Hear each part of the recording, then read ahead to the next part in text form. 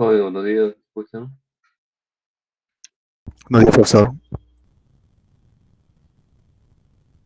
Bien, el día de hoy nos toca ver sobre cálculos de cortocircuito. Sí, vamos a verlo rápidamente, jóvenes. Si tienen alguna pregunta, me lo dicen, ¿sí? ¿De acuerdo? Muy bien, la otra es el examen del corte, el examen, digamos, que teníamos para el domingo, ¿no? A ver si se ponen de acuerdo ustedes mismos con su agregado, si lo tomamos este fin de semana o el siguiente, ¿de acuerdo? Me lo dicen al final, ¿sí? ¿Está el agregado acá, presente? Sí, ingeniero, voy a coordinar con mis compañeros a través del grupo de WhatsApp. Me dice que hay elecciones, en fin, no sabía de eso. ¿De acuerdo? Cuanto más salgamos rápido de esta parte de cortocircuito, ya, ¿no? ¿De acuerdo? Entonces vamos a tomar como una nota, uno similar del examen va a ser igual al que estamos haciendo, ¿no? No está igual, obviamente, algunas cositas que se varían, ¿no? ¿De acuerdo? La dificultad no hay, ¿no? Nunca ha habido en todo caso, ¿no? La dificultad la ponen ustedes. Listo, veamos. Aparte de cortocircuito monofásico, ya lo habíamos explicado, ¿verdad? Básicamente es una fase a tierra, eso es todo, ¿no? Y lo que se calcula es la corriente de falla, pues en ese punto, ¿no? En el que esté, ¿de acuerdo? Las otras dos quedan abiertas y justamente esas son las condiciones para eso. ¿Qué nos salió? Nos salió que para poder desarrollar este tipo de ejercicios teníamos que poner las redes de secuencia todas en serie, ¿no? En seriadas, ¿de acuerdo? Y de esa manera lo teníamos, ¿no? Como está en serie, la corriente de secuencia positiva, la de secuencia negativa y la de secuencia cero eran iguales, ¿no? Están en serie, ¿no? ¿De acuerdo? De eso se trata. Además teníamos también aquí unas estadísticas, ¿no? Normalmente de todas las fallas monofásicas el 4% eran permanentes, ¿no? La gran cantidad son temporales, ¿de acuerdo? ¿Qué significa que sean temporales? ¿Mm? Que sean temporales significa que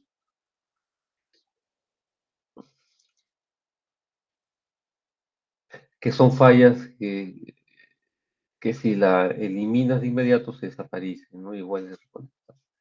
Motivo por el cual estas fallas temporales con un recierre era suficiente, ¿no? Desconectamos la fase fallada y entonces desaparece la falla, ¿no? Entonces la vuelves a reconectar y ya y la línea queda, ¿no? Entonces esto se hace automático, ¿sí? Entonces las fallas monofásicas tienen un ciclo de recierre, ¿de acuerdo? Y claro, hay un tiempo muerto, ¿no? Ese tiempo muerto, ¿qué significa? El tiempo que queda desconectado, ¿no? En ambos extremos. Y luego hay una orden que se recibe después de ese tiempo muerto de cierre y la línea vuelve a conectarse, ¿no? Y normalmente eso funciona. Sin embargo, de estas fallas temporales, no todas, digamos, terminan con un recierre efectivo, ¿no? Ya que algunas, digamos, con el tiempo que le damos, 500 milisegundos, no es suficiente, digamos, para extinguir el arco. ¿De acuerdo? La corriente secundaria todavía permanece ahí y cuando vuelves a cerrar, la encuentra otra vez y otra vez reaviva la falla, ¿sí? Y entonces se convierte ya no en un cierre exitoso, sino en un cierre sobre falla, ¿no? Lo cual, digamos, es un poquito más peligroso. En fin, son cosas que se pueden dar, ¿no? Y bueno, pero eso se estudia ya, digamos, en un análisis de transitorio, ¿no? Más o menos como hacemos los laboratorios, ¿no? En los laboratorios sí podemos hacer eso, ¿de acuerdo? Tal vez para el próximo ciclo hagamos un ejemplo, ¿no? Que se analiza esto de la corriente de arco secundario. Muy bien, continuemos. Aquí habíamos hecho las redes secuencias, de las validaciones, ¿no? Para encontrar que efectivamente las corrientes secuencias C, positiva y negativa, eran lo mismo, ¿no? Y que la corriente de falla era 3 veces I a cero. La sumatoria de las tensiones era igual a cero, lo cual indica efectivamente que está enseriada, ¿no? ¿De acuerdo? Eso ya lo hemos hablado. La falla bifásico, ¿de acuerdo? Que significa dos fases conectadas entre ellas, también es una falla, ¿no? No es, digamos, eh, que involucre tierra, ¿no? Es una bifásica pura, ¿de acuerdo? ¿Sí? Entonces, la forma de calcular aquí es tener las temporales de secuencia positiva y negativa en paralelo. No hay secuencia cero, porque no involucra tierra, ¿no? ¿de acuerdo? Y se aire, ¿no? Y aquí estaban las condiciones. La corriente de la fase A es igual a cero, BB y BC iguales, y la sumatoria de las dos corrientes es igual a cero, ¿de acuerdo? Bien, y aquí estaban las ecuaciones que validaban eso, ¿no? La corriente de secuencia cero es igual a cero. Bien, en fin. Y las tensiones de secuencia positiva y negativa son iguales, lo cual dábamos a entender que estaban en paralelo. En el caso de que sea bifásico a tierra, aquí sí ya hay secuencia cero, ¿no es así? Y bueno, adicionalmente la secuencia positiva y negativa que está en paralelo, la secuencia cero también está en paralelo, ¿de acuerdo? Y bueno, esa era la forma de solucionar, ¿no? Las corrientes de secuencia llegan a un punto, por lo tanto la sumatoria es igual a cero. Y las tensiones de secuencia son iguales, ¿no? Y justamente las ecuaciones lo dicen, ¿no?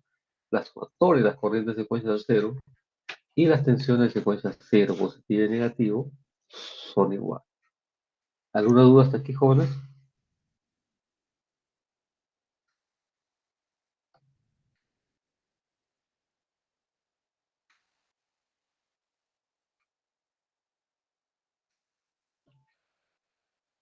Muy bien.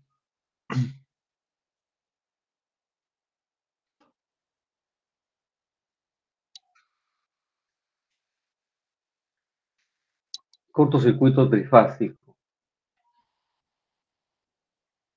Veamos. Y en el caso del cortocircuito trifásico, pues todas las secuencias están cortocircuitadas, ¿no? La secuencia positiva, negativa y cero. En el caso de la negativa y la secuencia cero, al estar cortocircuitada, pues no hay manera de que tengan, digamos, alguna fuente, ¿no? No hay fuente ahí, ¿no? Entonces no hay ningún aporte, ¿no? Entonces se elimina la secuencia negativa y la secuencia cero. Solo me queda la secuencia positiva, porque la secuencia positiva sí tiene fuente, ¿no? Fuente y su equivalente, y luego están en cortocircuitado, ¿sí? Eso es, ¿no? Y bien. Bueno, ahora pasamos al análisis prácticamente. Aquí tenemos un ejemplo que sí, que lo habíamos visto, ¿no? Entonces aquí está una red bastante sencilla y nos piden hallar el cálculo del cortocircuito monofásico. Aquí, ¿sí?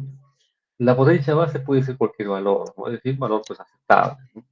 Normalmente si BBA le pone pues en la simulación, ¿no? No se tiene problemas ahí de decimales, porque la computadora pues tiene todos los decimales, ¿no? Y puede hacerlo sin problema, ¿sí? Pero nosotros buscamos siempre, como vamos a hacer a mano, un valor más o menos aceptable. Y aquí vimos que el generador tiene 30, el trabajador tiene 30. Entonces, asumimos que la potencia base sea 30 para todos. La tensión base, normalmente la de la línea, es 69 kV. Sin embargo, si ves acá 13.8, 13.8. Por lo tanto, de este lado del sistema también va a ser 13.8, o sea que no va a haber problema en lo que es tensión. Y es más, cuando se quiso hacer la TG01, es decir, la UAS, se halló la tensión de base, ¿no? Que sería 69 de la línea, por la relación del tráfico, lo cual da 13.8.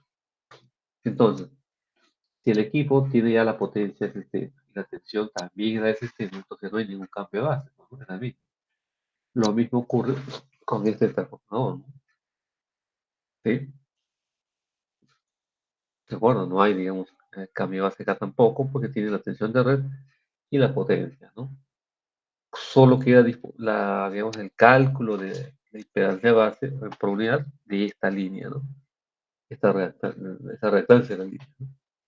Entonces, la impedancia base, tensión base al cuadrado sobre potencia base, ¿no? 69 kV al cuadrado sobre 30 megas, ¿no? KV al cuadrado da megas, ¿no? Con megas de abajo se van y solamente me quedaría dividir este numérico, lo cual nos dio 158.5. Listo, entonces la reactancia secuencia positiva sería 1587 sobre 158.7, lo cual da 0.1 J. Rápida. La secuencia 0, 4761 entre 158.7, lo cual da 0.3 J por unidad. Y como usted puede ver, ya no hay más que calcular por unidad, ¿no? Ya todos están en por unidad, ¿sí? Entonces ahora solamente queda aplicar. Entonces aquí está la red de secuencia positiva, que sería el generador, la fuente, la reactancia del generador, la reactancia del transformador y la reactancia de la línea y el punto de falla, ¿no? En la secuencia negativa no hay fuente, pero está la reactancia del generador, el trafo y la línea. Luego la secuencia cero del generador no hay fuente, la reactancia del generador. Aquí está abierto porque es un delta, ¿no? ¿Sí? Si ustedes se fijan aquí, es un delta, ¿no? Entonces este delta no llega, no hay conexión, está cerrado, abierto, ¿no? Pero por ser delta y atrapa la corriente secuencia cero, entonces hay una conexión abierta, digamos que es un equivalente, ¿no? De acuerdo, entonces aquí tenemos la reactancia de trafo, después de la línea, ¿no? Y por ser falla monofásica, lo que está es en seriado, ¿no es así? En seriado, ya está. Por acá va la corriente secuencia positiva, secuencia negativa, secuencia, digo, secuencia cero, secuencia negativa. Están los tres. Por lo tanto, lo que calculemos aquí será la corriente secuencia así directa, ¿sí? Entonces simplemente sería 1 a 1,90 dividido entre todas las impedancias. Aquí tenemos 0,15 más 0,1 más 0,1, luego hacer 0,2, 0,2 más 0,1, se pega más 0,1 y luego me entrega aquí, ¿no? 0,1 acá y este es 0,3, ¿no? 0,3. Realizamos la división y sale 0,87 por unidad. La corriente de falla es 3 y 0, nos sale 261. Y luego por la corriente base, ¿no? La corriente base allí en el punto de la falla sería 30 MVA, la potente, y entre raíz de 3 por 69 kilovatios, lo cual es igual a 0,251 kiloamperios, o sea, 251 amperios la corriente de falla. Como usted ve, es bastante sencillo, digamos, esta parte para hallar la corriente de falla. ¿Alguna duda, jóvenes?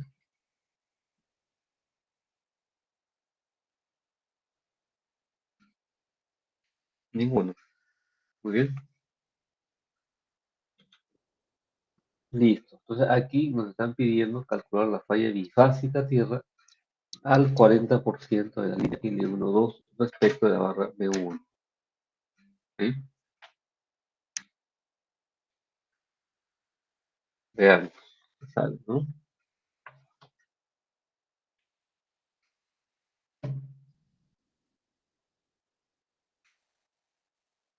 Bien. A ver, me dan un minuto. Disculpe.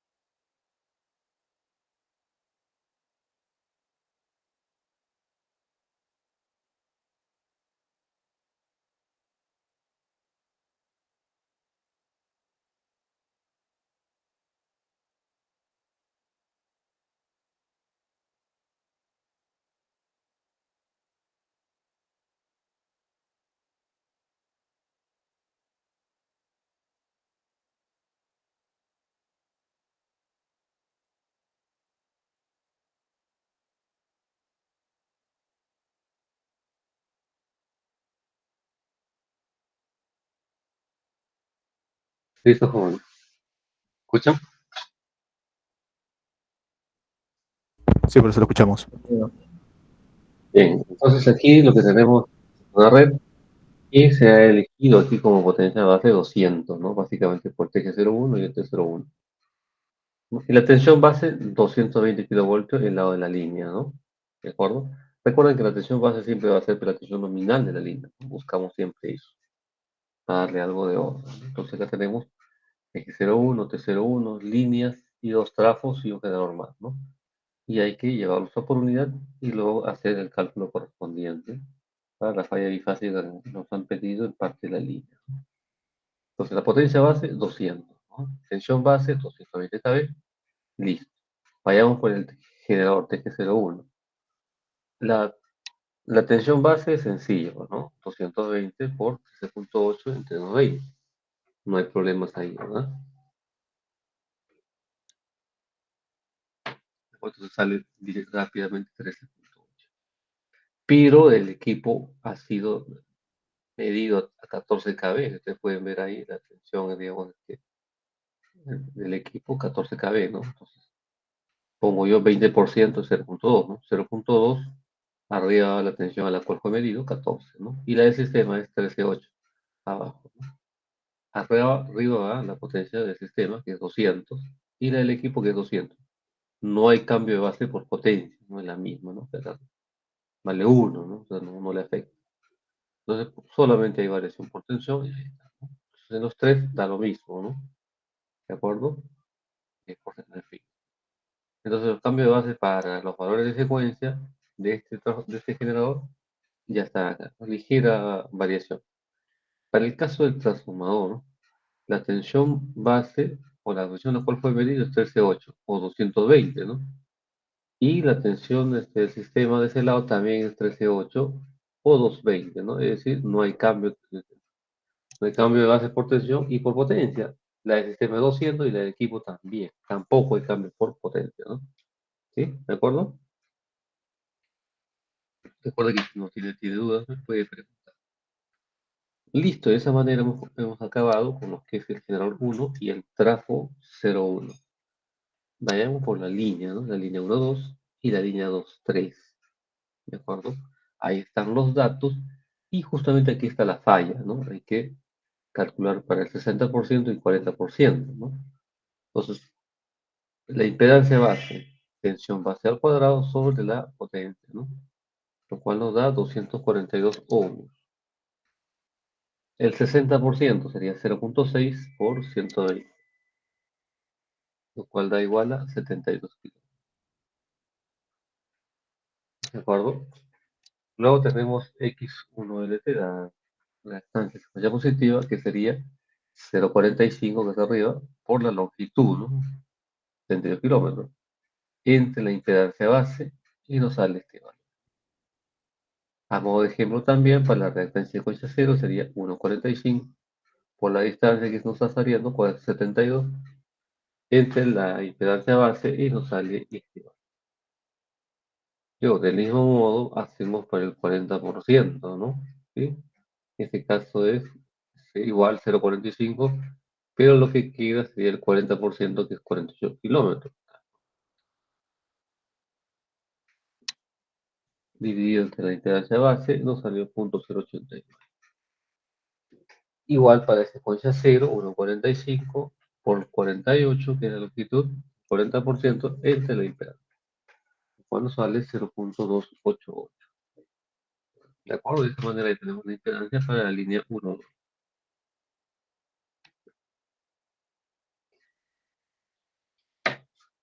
¿De acuerdo? ¿Cómo sería para la línea 2.3? Pues igualito, ¿no? ¿Sí? Entonces ahí ya tenemos la impedancia base, los 42 ohmios, y las reactancias, ¿no? Tanto en secuencia positiva y negativa. En este caso, este sería 0.45 por 50 kilómetros que tiene entre dos costos, ¿no? Luego, para secuencia 0 sería 1.45 por la longitud que encuentra entre dos cuatro. ¿Sí? ¿Alguna duda, jóvenes? Ninguna. Muy bien, pasamos al lado del transformador de Van. ¿no? El T02 tiene 3 devanados, ¿no? 220, 60 y 10, ¿no? ¿Cómo se lee? El lado de alta, 220, el lado de baja, 60, ¿no? Y el lado terciario de 10 kilos. Entonces, la tensión base, obviamente, el lado de la línea es 220, ¿no? Y mide que también el transformador tiene 220, ¿no? Entonces, estamos.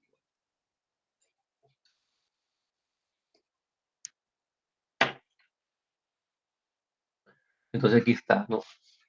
XHL es 14%, ¿no? 0.14.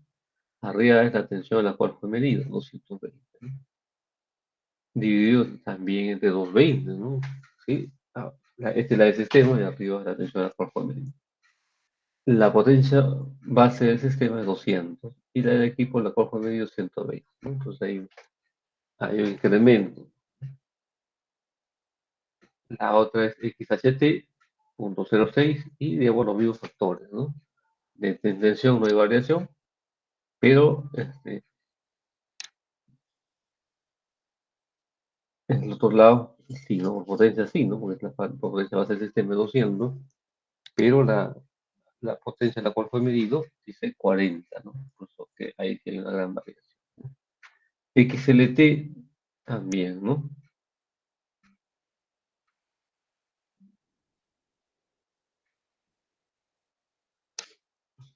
Bien. En fin, entonces como usted puede ver, en tensión no hay cambio de base, por potencia sí, porque muchos han sido divididos, bueno, han sido realizados a 120 y 40 MVA, ¿no? Ya está. Luego tenemos que sacar el XH, XL y XT para formar el punto de una estrella, una Y. Entonces, XH que sería igual la sumatoria de todos de los dos H, ¿no? 0.23, 3 y más 0.3.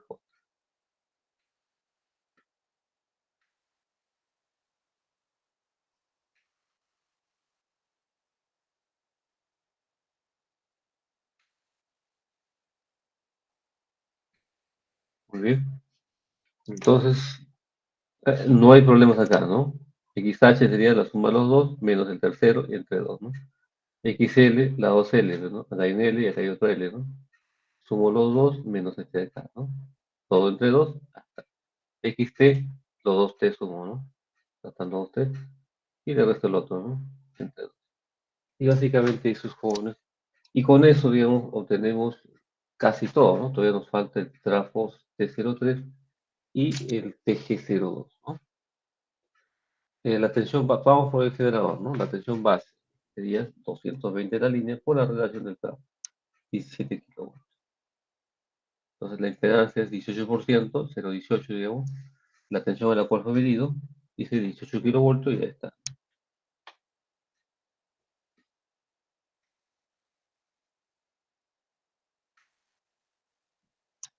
Muy bien.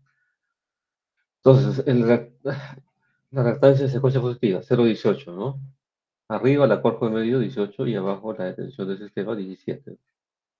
Potencia base del sistema y la potencia del equipo, en este caso 100 MVA, ¿no? Hay un cambio importante. La secuencia negativa, ni que decir, es lo mismo. Y la secuencia cero,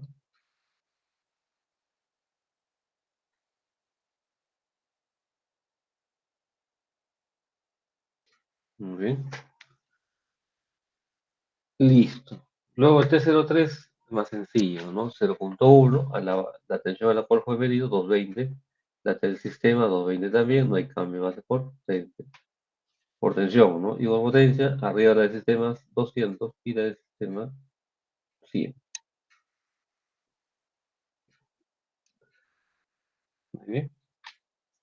Eso es, ¿no? Entonces con eso ya hemos concluido, digamos, todo lo que es la parte de valores por unidad y debería, digamos, todos estar aquí ya hasta este punto, ¿no? No hay ningún problema en hacer.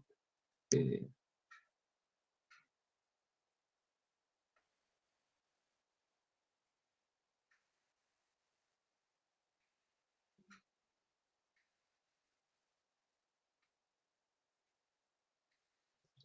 Muy bien. Listo. Veamos. Aquí está ya la red. ¿Es así? La red de secuencia positiva. Tiene el generador, la reactancia del generador, la del trafo el 60% de la línea, el otro 40%. Luego tiene el transformador de 3 devanados, ahí está.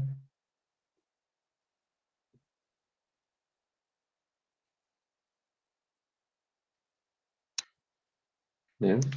Entonces, como pueden ver acá, este lado del transformador no aporta nada. O sea, del otro lado tenemos esto de aquí prácticamente y a través de esta impedancia estamos llegando hasta el punto de falla, ¿no? Y en el caso de la secuencia negativa, también es similar, no tiene fuente, llega hasta el punto y en el punto también.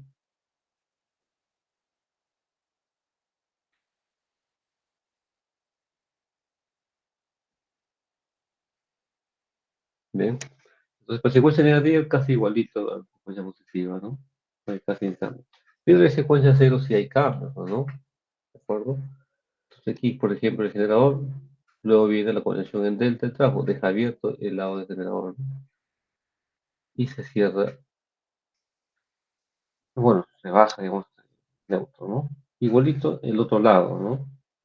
El otro generador también tiene su valor, pero este tiene aquí este delta, por tanto, no hay continuidad.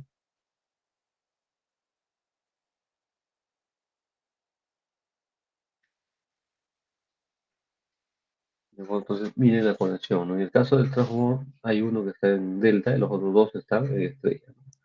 Por eso los estrellas pasan. Listo. ¿Alguna duda, jóvenes?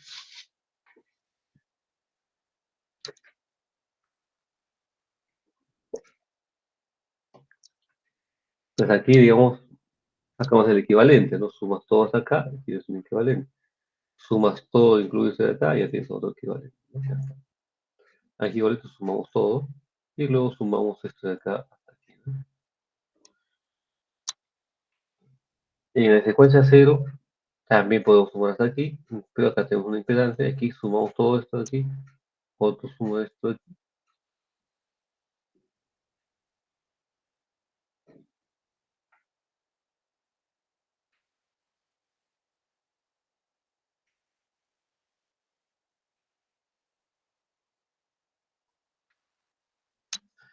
Bien, veamos.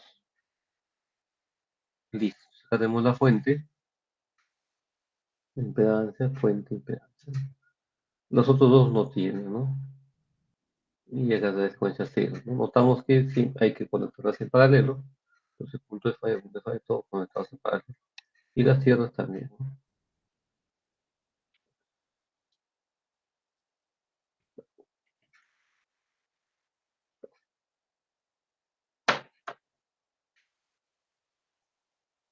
Listo. Entonces, pero estos dos también están en paralelo, ¿no? Aquí hay tensión 1, acá tensión 1, están en paralelo.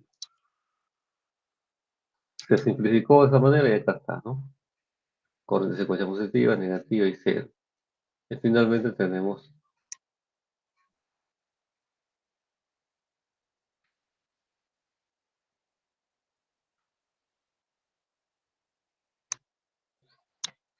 bien, listo, y aquí está ya la red solamente para hallar la corriente de secuencia positiva, ¿no?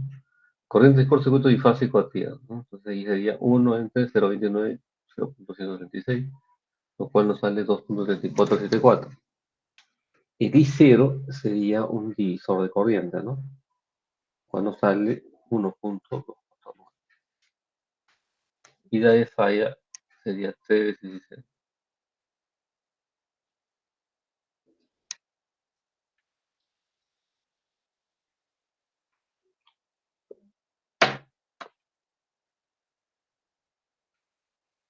Y entonces nos salió aquí menos 1,249 para el caso de I sub 0.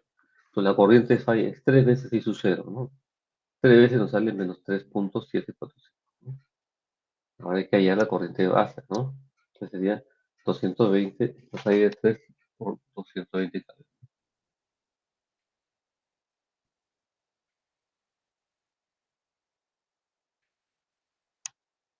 Bien. Entonces hallamos la corriente base 200 de raíz de 3 por 220, nos salió 0,525 kiloamperios, ¿no? Entonces multiplicando por la corriente que nos ha salido, Nos está saliendo aquí que la corriente de falla fásica es 1.9672, ¿no? ¿De acuerdo? Listo. ¿Alguna duda, jóvenes?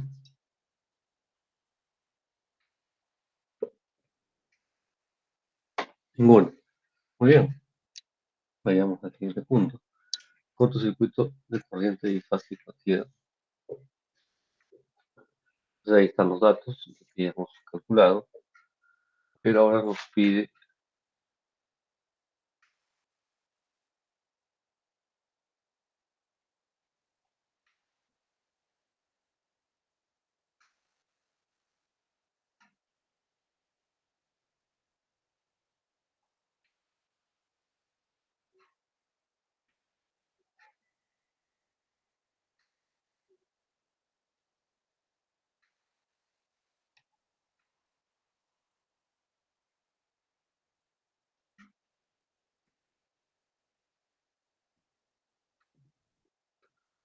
bien,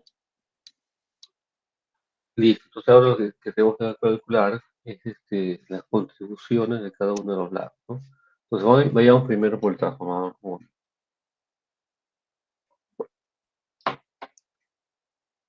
Si bien yo ya tengo la corriente de secuencia positiva, necesito la corriente que viene de este lado, porque la corriente que de este lado viene del trafo, ¿no? Del trafo 1. La del otro lado que viene del otro lado, ¿no? Entonces sería la corriente monofásica, digo, secuencia positiva, multiplicado por 0,786 y dividido entre la suma de los dos. ¿De acuerdo? Y eso es justamente lo que hemos hecho, ¿no? 0,786 y la suma de los dos, cuando da 1.4808 amperes por unidad, ¿no? Luego secuencia negativa, igualito. Y la secuencia cero también, ¿no?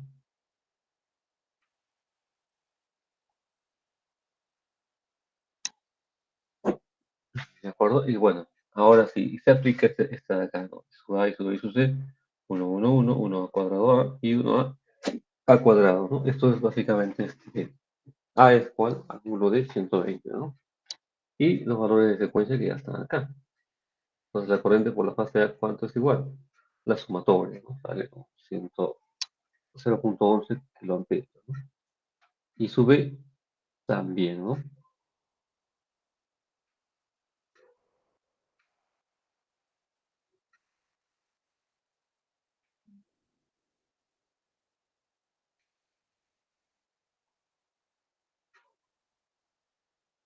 Bien. Entonces, si ya tengo yo las corrientes secuencias, pues simplemente aplicamos esto, ¿no? Esto aquí por acá, que sería la sumatoria de todas, salió esto, ¿no? La I sub B sale aquí, por esto de acá, por eso que ya tienen A cuadrado acá, A, ¿no? 2.11 más o menos 1.11 kilos. Y su C igualito, ¿no? 1.11 kilos. Y de ese modo ya tengo los valores de secuencia, ¿no? Y los valores que está aportando el transformador 1 en valores, ¿no? En valores reales, ¿no? Y la corriente del lado del generador ya está del otro lado, ¿no? Del tráfico, ¿no? Si bien en por unidad es la misma, ¿no? ¿Cuál sale 1.4808, ¿no? Es la misma, la que viene del generador, solo que con ángulo de 30 grados por el tema del delta, ¿no? Y la secuencia negativa es menos ángulo de 30, ¿no? La de secuencia cero no hay forma de probar, no pasa, pues.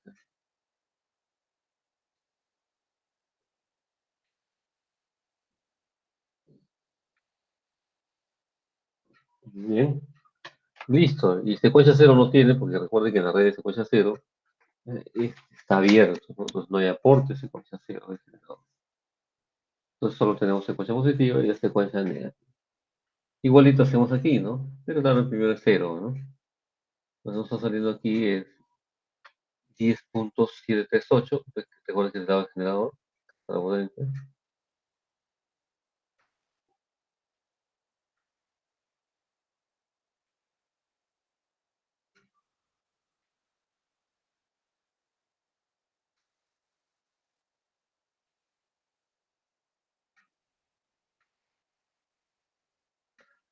Muy bien.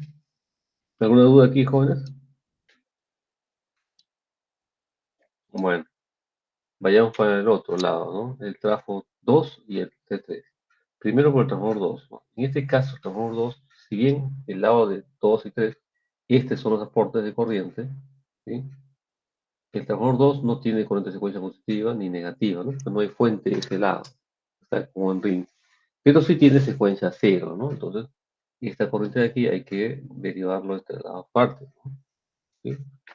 Usted puede ver aquí hay dos partes, ¿no? Este es el trafo y este es el trafo.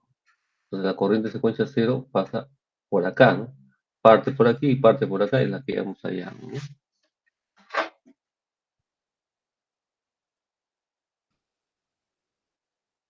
¿Sí? Entonces aquí solo nos queda esto de aquí, multiplicamos por 0.49 y bueno, lo cual nos da 0.4195. Como usted puede ver, I sub 0 es lo único que habría, todo lo demás son 0, ¿no? Por tanto, I sub A y sub B y sub 0 son iguales, ¿de acuerdo? Y lo hemos multiplicado por su eh,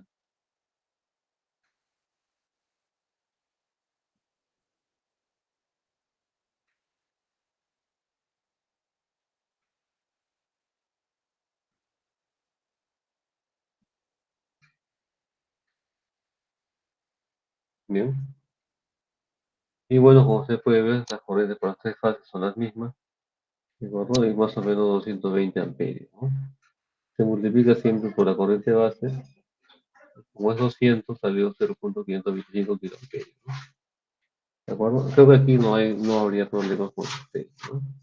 Veíamos por el trafo 3, ahí sí hay la secuencia positiva y negativa.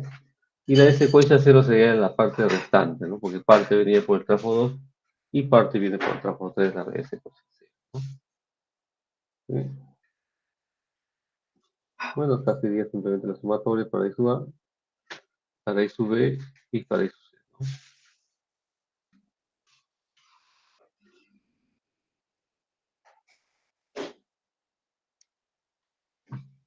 Bien. Y bueno, y luego vemos la parte de continuación, la corriente secuencia generador, ¿no? Secuencia positiva y negativa sería la misma que tenemos por la alta muerte 3, solo que por ser delta, 30 para la secuencia positiva y menos 30 para la secuencia negativa. No hay secuencia cero, ¿no? Entonces simplemente aplicar esto aquí y ya está, ¿no? ¿De acuerdo? Y bueno, eso lo pueden completar ustedes, jóvenes, para practicar un poco. ¿Cómo queda todo esto finalmente? ¿No? Así, ¿no? ¿Sí? Este es el punto de falla, la corriente que sale, menos 1,97 kiloamperios. ¿Sí? Tenemos la corriente en tres fases, bueno, en todo, ¿no? El trafo T2, el trafo T3, en fin, están bien. Entonces, usted puede ver, seguir la suma y ya sale bien, ¿no? En fin, todo concuerda, lo cual está perfecto, ¿no? Pues imagine que sale, digamos, 100 amperios y el otro también 100 amperios, pero es sentido contrario, ¿no? Algo está mal, ¿no? Sí. Listo, jóvenes, entonces, hasta ahí, digamos, es lo que es el repaso por los circuitos, ¿no? ¿Alguna pregunta?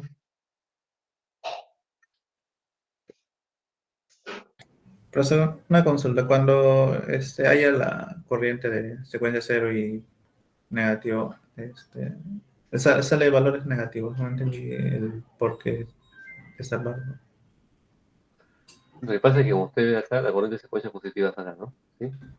Sí. Pero la secuencia negativa va arriba y la secuencia cero va así. Ah, Entonces, yo entonces, no me queda otra que los dos sean negativos, ¿no? Porque recuerda que la suma de los tres dan cero, ¿no? ¿Sí? Por ese motivo tiene que ser así. ok, profesor. ¿De Gracias. acuerdo? ¿Alguna otra consulta, jóvenes?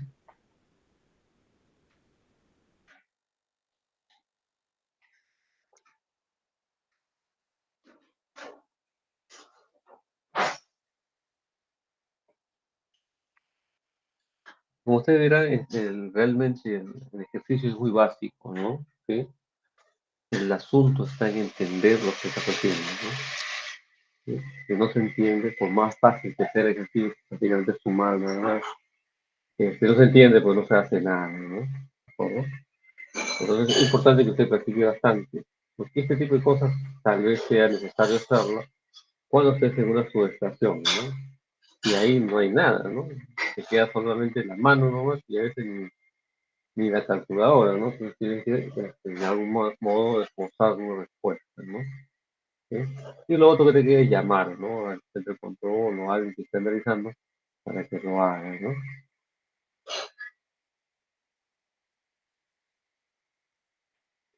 Y si la hace mal, ese es el problema, ¿no? Ahí se la hacen mal, no hay problema, dale nomás. Estás como yo contigo, tengo responsable, plom, y bueno, se había equivocado un cero, una coma, qué sé yo, ¿no? De acuerdo, pues, eso suele pasar, ¿no? Cuando no hay un buen soporte, eso es lo que pasa, ¿no? ¿Sí? De acuerdo, entonces por eso usted tiene que tener el buen soporte, ¿no? Buen cálculo, todo funciona bien, ¿no? El problema viene cuando fallamos. Cuando fallamos, sí funciona mal. ¿Alguien tiene una consulta más, jóvenes? Bien, entonces, hasta ahí, digamos, con esto viene el test, ¿de acuerdo? Todo lo de cortocircuito, lo cual ustedes lo eligen. Nos habíamos quedado para el domingo, pero este domingo hay opción, ¿no? En fin, ya con el delegado se ponen de acuerdo con esto para tomar una fecha única, especialmente con 01T, ¿no?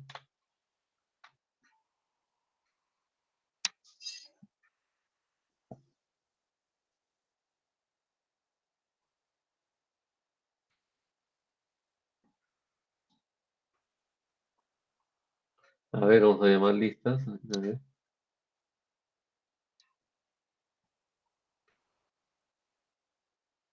A ver, Gino Abanto.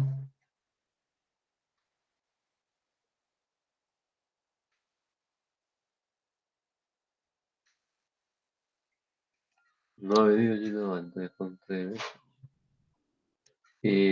Brandon Alberto. Buenos días, profesor presente. Buenos días. Giraldo Auris. Buenos días, profesor. Buenos días. William Azabache. Presente, ingeniero, buenos días. Buenos días. Víctor Cáceres. Presente, ingeniero, buenos días. Buenos días. César Calderón. César Calderón. Eduardo, no, Eduardo Casapia. Presente, profesor. Buenos días. Buenos días. Sandro Castro. Presente, profe, buenos días. Buenos días. José Cusigualpa. Presente, profesor, buenos días. Buenos días. Máximo Helguera. Presente, profesor, buenos días. Buenos días. Carlos Flores. Presente, profesor. Buenos días. Buenos días. Diego Garay. Presente, profesor, buenos días. Iván García. Presente, profesor, buenos días. Buenos días. Albert Garrido. Presente, profesor, buenos días. Buenos días. Cristian Jaimes. Cristian Jaimes. Jonathan Pariona. Presente, profesor. Buenos días. Buenos días. Luis Pereira.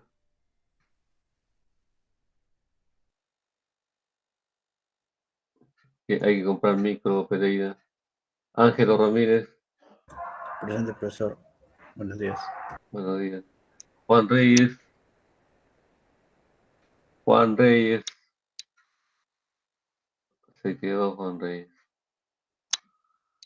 Jim Rimachi. Buenos días, profesor. Presente. Buenos días. Russell Risco. Presente, ingeniero. Okay. Sergio Villegas. Presente, ingeniero. Buenos días. Buenos días. Listo. Entonces, hoy tenemos faltantes a 4. Gino Abanto, César Calderón, Cristian Jaimes y Juan Reyes. Ok,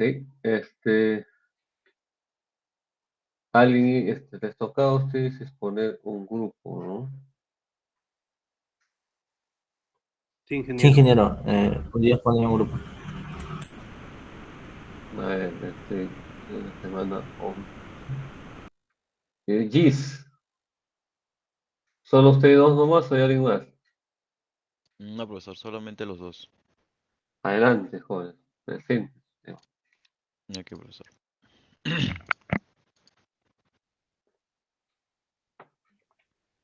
¿Se logra visualizar? Sí, adelante. Ya, ok. Buenos días, profesor, compañeros. El tema de exponer hoy es sobre subestaciones eléctricas de alta tensión aisladas en gas. Bueno, como introducción, una subestación aislada en gas utiliza un gas dieléctrico superior, llamado el hexafluoruro de azufre, denominado SF6, a presión moderada para fase-fase y aislamiento de fase a tierra. Y bueno, los conductores de alta tensión, los interruptores, los transformadores de corriente y los transformadores de voltaje están en gas, el gas hexafluoruro de azufre, dentro de recintos metálicos conectados a tierra. El aislamiento de aire atmosférico utilizado en una subestación convencional aislada con aire, es decir, la AIS, requiere metros de aislamiento de aire para hacer lo que el hexafluoruro de azufre puede hacer en centímetros. En las grandes ciudades densamente pobladas, cada día es más notorio la necesidad de abastecer demandas de energía eléctrica, que por sus mismas características es un poco imperioso satisfacerlas, lo que hace imprescindible la instalación de subestaciones para esas tensiones.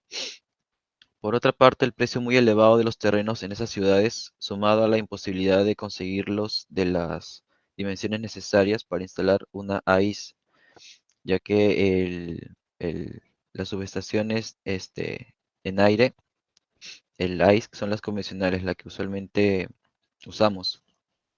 Entonces prácticamente desaconseja el uso de estas.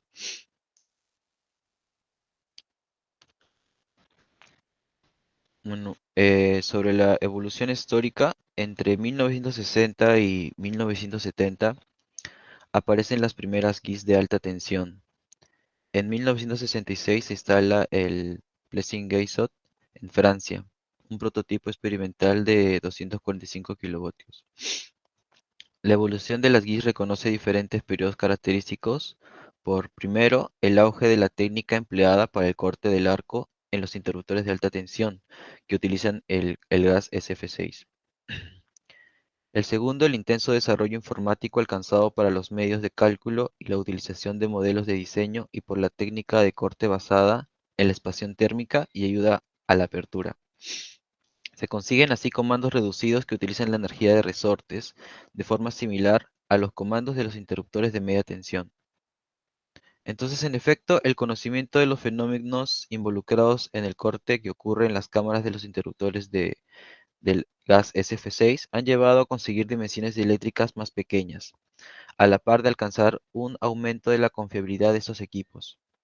Aparecen nuevos programas informáticos que superan a los que se utilizaban para el cálculo del campo eléctrico, a saber de simulación del funcionamiento dinámico del corte, de simulación de redes para el estudio del arco asociado con una red, y etc. Entonces, vamos a ver un poco sobre las subestaciones eléctricas con aislación en gas y en aire. Como podemos observar en la imagen, el ICE, que son aisladas en aire, son las convencionales, ¿no? Las que usualmente vemos en las subestaciones. La diferencia más importante que existe entre la GIS y la AIS es que el volumen ocupado por una GIS está entre el 3 y el 8% de lo que le corresponde a una AIS, de la misma tensión nominal y para las mismas funciones. Cuando se trata de superficies, el área ocupada por una GIS está entre el 3 al 12% del que le corresponde a una AIS, de la misma tensión nominal y para las mismas funciones. Entonces, la reducción de la superficie que se logra con la GIS se hace más evidente para tensiones mayores y puede alcanzar hasta 30 veces menos que una AIS para el caso de subestaciones de 800 kilovatios. Al principio se indica que en las ciudades importantes y o industriales, donde el precio muy elevado de los terrenos y la imposibilidad de conseguirlas de las dimensiones necesarias para instalar una AIS, prácticamente, como habíamos mencionado, no se aconseja el uso de estas. Pero no solo en la reducción del espacio presenta ventaja la instalación de una GIS en lugar de una AIS, también existe un rápido montaje de parte de las GIS, un mantenimiento reducido debido a la génesis de de su concepción de módulos encapsulados en gas. El mantenimiento de la GIS es de muy baja frecuencia en comparación con la AIS. La subestación eléctrica con aislación en gas y en aire para la tensión, refiriéndonos a los costos. Quizás la GIS continúen evolucionando como lo han hecho hasta ahora. En un futuro próximo, esta pregunta no será más. Para la comparación económica entre las subestaciones GIS y AIS, se debe considerar más que nada la disposición de los terrenos amplios. Si se dispone de terrenos amplios de bajo costo, lo que ocurre generalmente en sitios lejos de las grandes ciudades, las AIS son más económicas que las GIS. Pero si se dispone de terrenos de superficies pequeñas y de alto costo, la que ocurre generalmente en las grandes ciudades, las GIS son más económicas que las AIS. El cuidado del medio ambiente reviste a veces una importancia tal que una instalación no está afectada por comparaciones de costos. En estos costos, las GIS son la solución más económica, ya que conceptualmente sus diseños se adaptan a estas circunstancias. Lo mismo ocurre en instalaciones con ambientes caracterizados por la alta polución. En estos casos, y pensando en el AIS de tipo interior, la comparación con la GIS siempre favorece a estas últimas. También el ruido producido por los interruptores utilizados en las GIS es de un nivel muy bajo, lo que es muy apreciado cuando se trata de subestaciones urbanas. Eh, Hablando sobre el gas hexafluoruro de azufre, que es lo que vemos en las instalaciones GIS, sus siguientes características serían que es inodoro, incoloro, no tóxico y muy estable, y también no inflamable. La rigidez dieléctrica del hexafluoruro de azufre es muy superior a la del aire, más doble y sometido a presiones de 2 a 4 bares en 5 veces superior. El hexafluoruro de azufre tiene un comportamiento excelente como gas de corte de arcos eléctricos, permitiendo un rápido restablecimiento de la tensión. Esto lo logra especialmente debido a que su disociación es reversible y además posee una gran estabilidad térmica. Aún no está comprobado que el hexafluoruro de azufre sea cancerígeno, en cambio sí contribuye al efecto invernadero. Por esta razón se debe evitar la posibilidad de que entre en contacto con la atmósfera.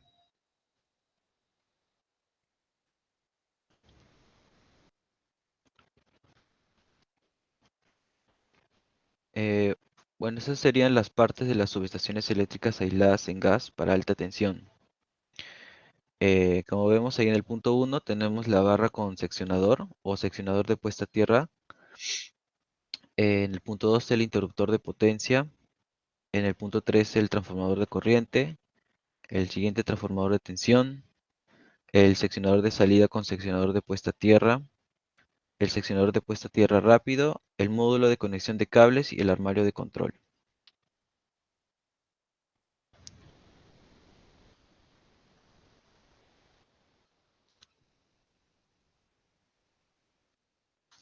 Bueno, cada equipo de alta tensión, incluyendo las barras principales o colectoras, está encapsulado independientemente en un comportamiento metálico provisto de un ambiente del gas hexafluoruro de azufre, a presión mayor que la atmosférica.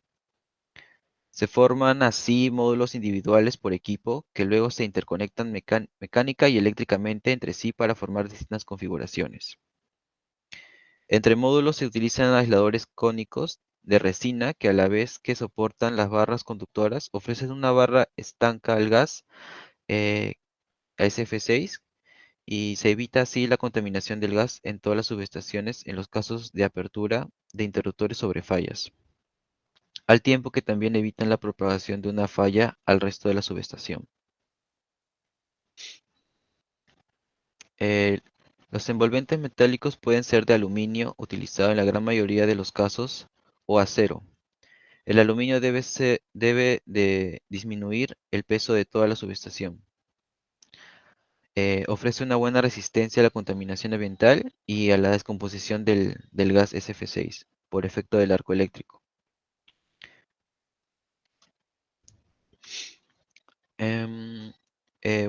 Todas las envolventes de los distintos módulos se conectan a tierra en ambos extremos, debiendo asegurarse su continuidad a través de toda la subestación.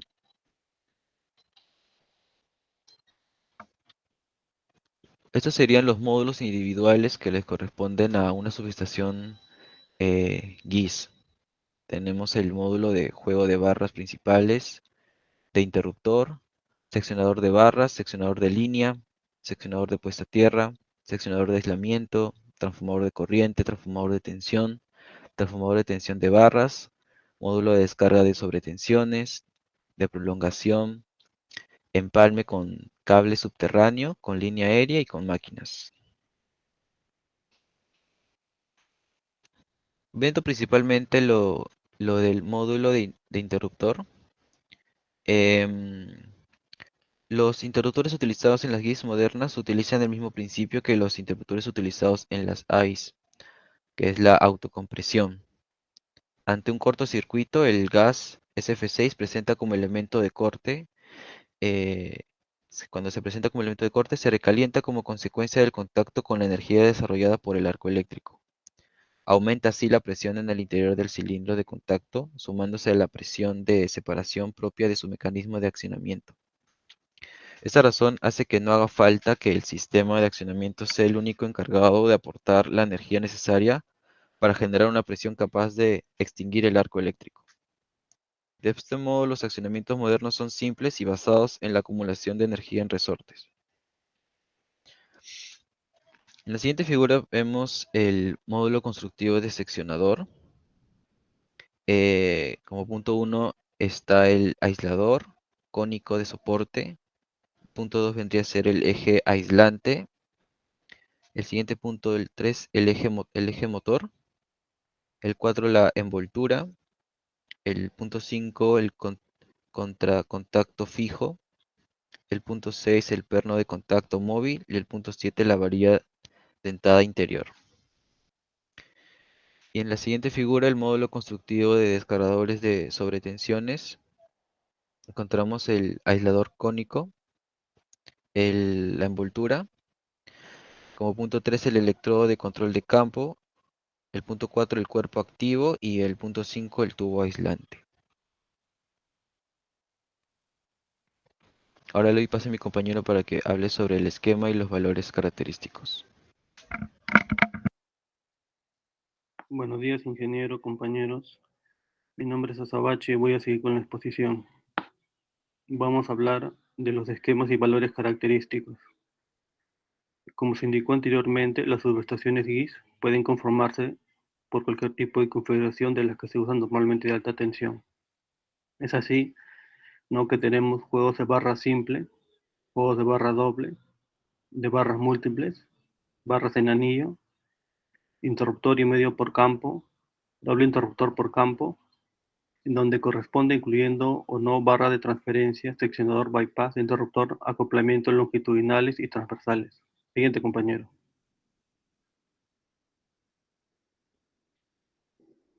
Los programas informáticos de diseño desarrollados tiempos han jugado un papel preponderante en el que los últimos de este tipo de subestaciones. En efecto, una vez conocida la configuración eléctrica adoptada y las dimensiones del área que se dispone, tanto para las instalaciones de interior como la de intemperie, estos programas permiten rápidamente determinar la arquitectura óptima que se debe utilizar para la subestación que se proyecta. O sea, gracias a este proyecto nosotros podemos anticipar qué tipo de instalación vamos a hacer. Puede ser una instalación interior o puede ser intemperie. Intemperie quiere decir que va a estar sujeto a la lluvia, a la temperatura, a la humedad, a diferencia del interior que va a estar más protegido, ¿no? O sea, no va a estar tan afectado como va a ser la intemperie. Siguiente, compañero. Ahora vamos a hablar de los tipos de ensayo. El tipo de ensayo se hace para las máquinas, para prevenir futuras complicaciones que pueda tener la máquina, ¿no? Y existen varios tipos de ensayo, como por ejemplo el ensayo tipo. Este tipo de ensayo se hace para ver específicamente un tipo de especificación técnica, ¿no? Es así que tenemos ensayos de fuga de gas, de hexafluoruro de azufre, ensayo de desgaste mecánico, ensayo de verificación de resistencia del circuito principal, ensayo sobre componentes, ¿no? Que contiene interruptores, seccionadores, transformadores de medición, entre otros. Siguiente, compañero. También tenemos ensayo de recepción. En este tipo de ensayo vamos a verificar lo que dice la placa característica, ¿no? O sea, vamos a ver si es que es cierto si es cierto lo que viene contenido en la máquina, o sea, las especificaciones técnicas. Entonces se le puede hacer este tipo de ensayos, ¿no? Ensayo de tensión a frecuencia industrial, ensayo de tensión de circuito auxiliar, ensayo de funcionamiento mecánico, ensayo de detección de fuga de gas, ensayo de dispositivos auxiliares, ensayo de hermeticidad de módulo y GIS completo, ensayo sobre componentes, interruptores, seccionadores, transformadores de medición, descargadores de sobretensiones. Siguiente, compañero. Y finalmente tenemos el ensayo de obra, que este es básicamente para ver un tipo de ensayo que es para ver en qué condiciones se va a hacer el funcionamiento de la obra, ¿no? De la instalación.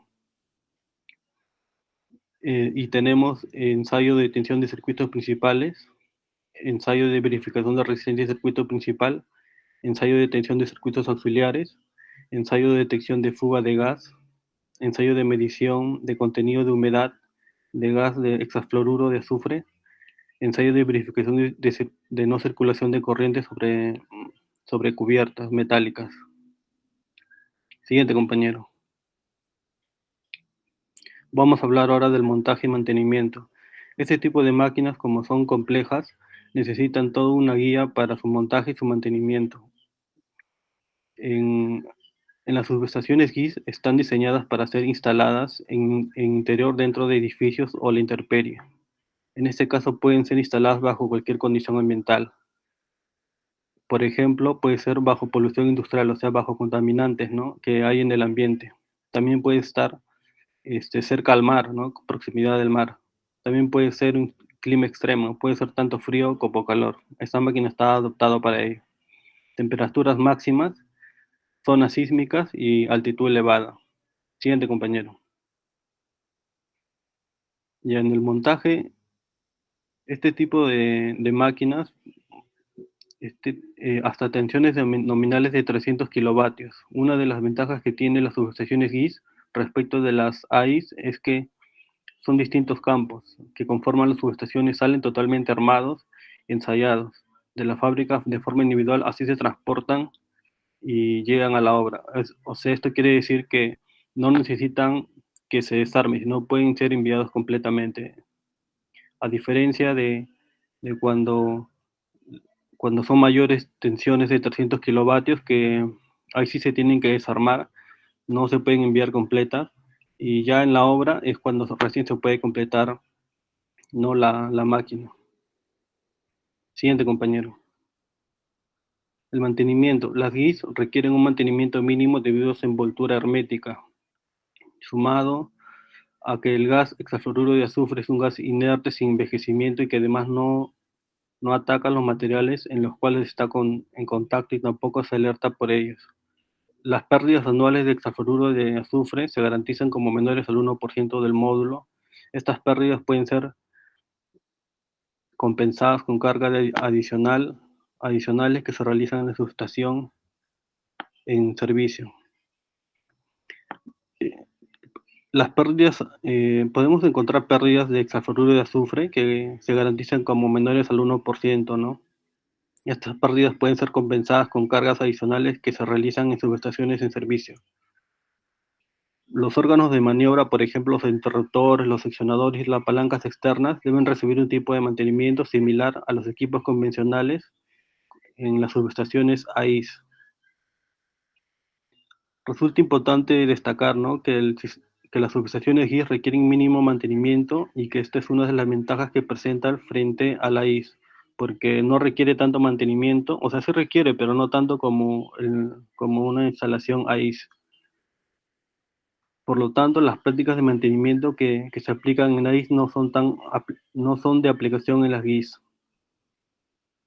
Para la verificación de rutina existen diversos equipos, ¿no?, de instrumentación, además de los que forman parte intrínseca de las GIS, como ser los indicadores de densidad, presión. Entre los equipos más comunes que utilizamos para el mantenimiento, podemos utilizar un medidor de humedad, un medidor de aire, un detector de fuga de gas, de hexafluoruro de azufre, y un equipo de recarga y evacuación de gas de hexafluoruro de azufre. Siguiente, compañero. Las obras civiles. Como se indicó en capítulos precedentes, o sea, anteriores, las subestaciones GIS pueden ser de dos tipos, ¿no?, para la intemperie o para su uso interior. Cada proyecto amerita un análisis particular de la misma forma que se le hace con una subestación AIS. Se evalúa el terreno que se disponen los electroductos aéreos, los subterráneos para los conexionados de alta tensión y las condiciones ambientales. Claro, porque cada proyecto amerita un análisis particular, de la misma forma que se hace con una subestación AIS. Primero se evalúa el terreno que se dispone, los electroductos aéreos y subterráneos, para el coleccionado de alta tensión y las condiciones ambientales. En general, salvo en condiciones muy especiales de polución, las subestaciones GIS pueden instalarse indistintamente en intemperie o interior. Por supuesto que cada tipo de instalación plantea distintas y variantes por sus necesarias instalaciones complementarias asociadas, tales como los sistemas de servicios auxiliares, comando y control, protección y mediciones. Independiente del tipo de instalación, que puede ser el intemperie o el interior, hay elementos comunes a considerar. Lo más importante es facilitar las tareas de montaje y mantenimiento y permitir una fluida circulación vehicular y peatonal en sus alrededores. Siguiente, compañero. Bueno, y aquí seguimos hablando de las obras civiles, ¿no? En general, salvo en condiciones muy especiales de polución, las distribuciones GIS pueden instalarse indistintamente al intemperie o al interior.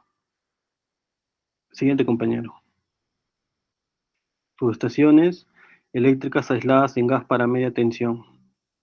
En los últimos años, y fundamentalmente donde se necesitan altos valores de intensidad de corrientes nominales, están siendo utilizadas subestaciones GIS para media tensión. No obstante, debe declararse que su uso no está difundido como si lo están las GIS de alta tensión. Se denomina comúnmente MV-GIS, que significa Medium Voltage Gas Insulated Switchgear. También se llama Gas Insulated Metal Glass Switchgear. Siguiente, compañero.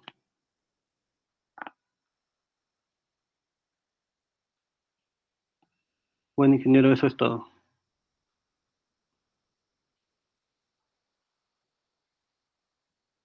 Ok, muchas gracias. Por levantar la mano, los que van a preguntar.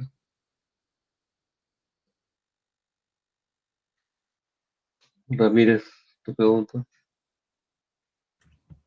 Profe, ya, se me escucha, ¿no? Sí, claro. Antes. Yo quisiera preguntarle sobre las características del hexafluoruro de azufre y si tiene alguna característica nociva para las personas.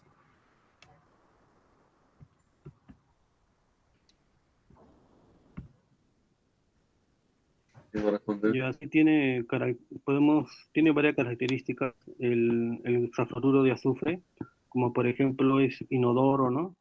Es incoloro, o sea que no tiene color, no es tóxico, es muy estable y no es inflamable. El hexafluoruro de azufre no es letal para las personas, aunque sí contamina un poco a lo que es el efecto invernadero, ¿no? Pero en sí no afecta directamente a la persona, no lo daña.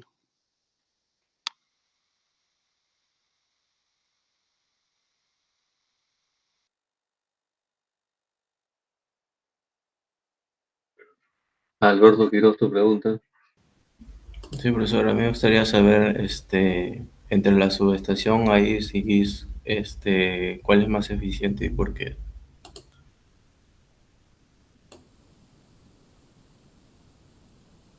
Ah, entre la subestación AIS y GIS, la más eficiente es la GIS. La única diferencia que tiene con la GIS, como decía, era el área, ¿no? Una GIS representa un área menor, pero una mayor eficiencia, pero tiene un mayor costo de instalación.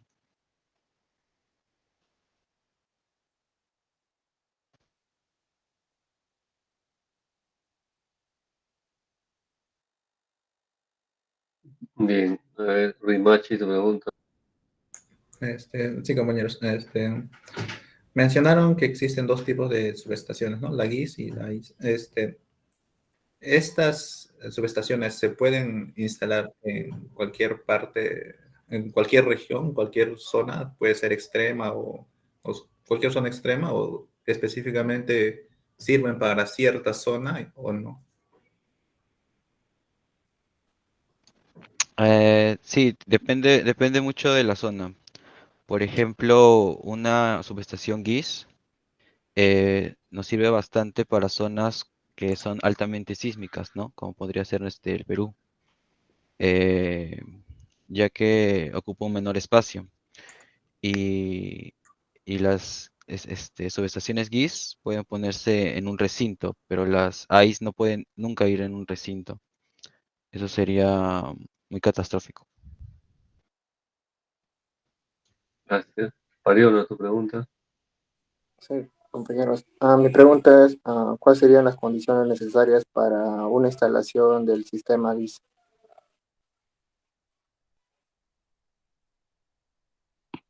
Ya, las condiciones de un sistema GIS se, se puede instalar bajo, por ejemplo, polución industrial, ¿no? O sea que es contaminación. Puede ser instalado bajo proximidad del mar.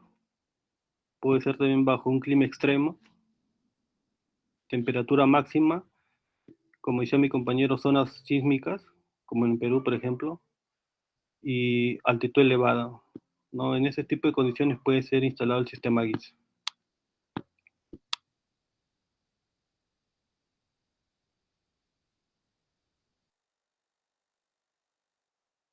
Pues igual para tu pregunta. No, ok, profesor. Mi pregunta es, ¿qué tan beneficioso podría ser una subestación GIS a una comparación ICE, ¿no? Con el tema de precios y el tema de eficiencia? ¿Cuál convendría mejor? ¿O solo depende de las condiciones de instalación? Bueno, depende mucho del costo del terreno, ¿no? Si el costo del terreno es muy elevado, em, entonces una ICE que ocupa un espacio más grande que una GIS no convendría. Convendría una GIS porque ocupa un espacio reducido. Eh, pero hablando sobre las diferencias que tienen, bueno, el diseño estructural de la ICE es un diseño estructural y espacial, ¿no? En cambio, la GIS es un diseño modular y compacto. La otra diferencia que tienen es la IS que ocupa un mayor espacio y la GIS un menor espacio. Una IS presenta una menor seguridad, por ejemplo, y la GIS presenta una mayor seguridad, mayor confiabilidad, un menor costo de operación y mantenimiento, una IS, un menor costo de equipos. La GIS presenta una mayor vida útil y una IS una menor vida útil. La GIS, por ejemplo, también como ventaja o punto es que es un monitoreo continuo de gas, ¿no? Una desventaja. Y la ICE no requiere un monitoreo de aire. Esa sería una de sus ventajas y desventajas que tienen la ICE y la GIS.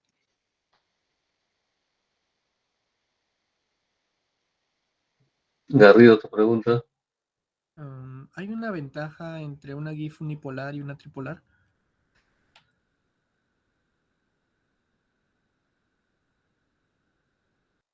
Mm, existe una diferencia que las caracteriza, que sería que las GIS unipolares son más voluminosas que las tripolares. También que las tripolares tienen un mantenimiento más sencillo al facilitar la entrada del personal asignado a esas funciones. Si no me equivoco, las tripolares tienen menos partes móviles y y bueno, por ser una sola envolvente en lugar de tres, la posibilidad de la fuga de gas es menor. Listo. Risco, tu pregunta. Sí, ingeniero, quizás una pregunta donde en dónde se ubicaría o se instalaría un módulo de descargadores de sobretensiones. Am, bueno, normalmente se instalan fuera de las subestaciones GIS, en los puntos donde las líneas aéreas se conectan a la subestación. Pero también pueden instalarse en módulos aislados en el gas hexafluoruro de azufre, que forman parte de la subestación GIS.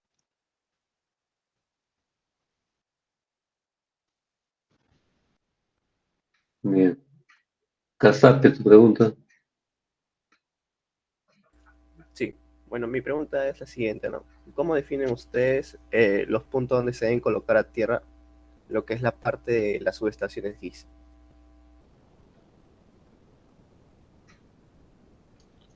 Mm, bueno, según la norma, existe una norma que se debe seguir para las subestaciones GIS, si no me equivoco es la IEEE 80, y en resumen nos indica que debe haber una cooperación entre el fabricante y el usuario, ya que es el fabricante quien define los puntos de aterramiento. Bien. Elguera, tu pregunta. Mi pregunta es, ¿qué beneficios da el GIS tripolar ante los precios?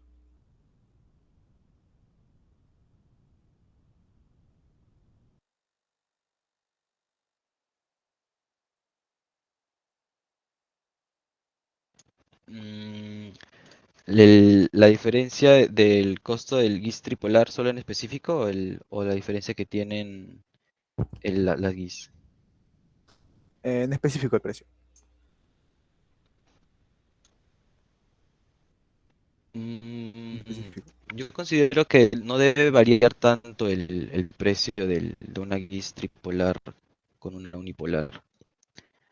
O sea, no es tanto el precio, creo que varía más, solamente varía que da mayor seguridad, ¿no?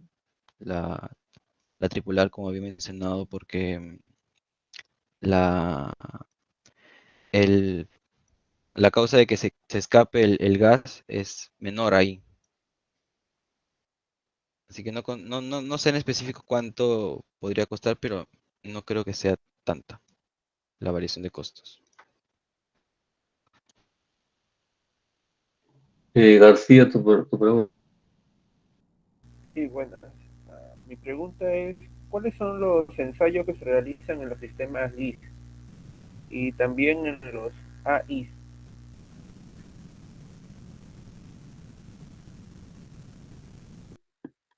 En los tipos de ensayo, por ejemplo, en el sistema GIS, se utilizan dos tipos de ensayo, que es ensayo de recepción y ensayo de tipo y ensayo de obra. En ensayo de tipo es para ver en específico una especificación técnica, ¿no? El ensayo de recepción es para ver en general si cumple la máquina o con todo lo que dice en la placa característica. Y en ensayos de obra se hace antes de hacer una instalación, ¿no? Eso sería en un sistema GIS.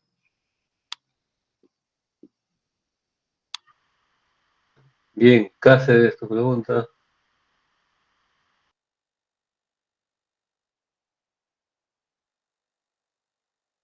¿Se escucha? Sí, adelante. Ya, profesor. Yo quería preguntar, ¿qué normativa se tiene que tener en cuenta para la construcción de estos sistemas GIS? Bueno, como he mencionado anteriormente, la normativa que usualmente se utiliza para instalaciones de subestaciones GIS es la normativa IEEE, que nos indica que estas subestaciones pueden estar en el exterior, no hace falta un recinto, y esa es una guía completa de cómo nos da una guía completa de cómo especificar, mantener y operar y planificar, ¿no?, una subestación aislada en gas. Y no solo se limita a la norma americana, sino también la norma europea que incluye la IEC. No solo incluye la IEEE, sino también la IEC. Y, y bueno, también según la normativa, hablando también un poco sobre el no quede duda sobre el precio y la eficiencia, este, hay subestaciones aisladas en aire con interruptores de tanque vivo, que son las LTV. Esas están como menor precio, o sea, son muy menos costosas, pero su eficiencia no es muy buena. Y la que le sigue en un poco de precio es la DTV, que son las subestaciones aisladas en aire con interruptores de tanque muerto, que su costo es un poco mayor a la LTV, a las de tanque vivo, pero no varía tanto, la verdad. Eh, la otra sería las subestaciones tipo híbridas, que incluyen el transformador de corriente y de voltaje y secciones de puesta a tierra, que tienen un mayor costo y una mayor eficiencia. Pero la subestación que tiene mayor eficiencia que todas, dejando atrás a las subestaciones AIS, porque las tres que mencioné eran AIS, es la subestación aislada en gas, pues, la GIS, ¿no? La subestación GIS, que tiene un mayor precio que las anteriores, pero una mayor eficiencia, como había mencionado. Y como decía, ¿no? Para la instalación de esta existe toda una norma de especificaciones, que es la IEEE, que incluye la norma europea también, que es la IS. Listo, muchas gracias, joven. Sí, el GIS se va a poner de moda aquí en Lima, ¿no? No hay dónde poner una subestación, no hay por dónde. Entonces, la que existente mismo tendrá que cambiarse de a poquito a GIS. Lo único que se podría hacer para tener más alimentadores, ¿no? No hay por dónde pasar, ¿de acuerdo? Y bueno, y las redes en 220 y 500 kilovoltios también por dónde van a pasar, ya no pueden ser aéreos, ¿no? Subterráneos. El problema de los subterráneos tiene limitaciones, ¿no? Pues por ahí podría ser ya ni siquiera eso, los sistemas flexibles, ¿no? ¿No? Entonces, como sistemas flexibles, no tenemos. A ver, GIS, HVC. Bueno, ahí podría hablar acerca de los sistemas flexibles, ¿no? Para ver cómo podemos llevar la energía eléctrica al centro de Lima, ¿no? ¿De acuerdo? Porque los grandes centros tenemos en Chile, Carapongo, ¿no? Fueras, ¿no? Pero dentro ya no se tiene. En fin, hay que seguir investigando, joven. Listo, a ver, ¿alguna respuesta del delegado respecto del día del test o de la práctica? ¿El delegado se fue?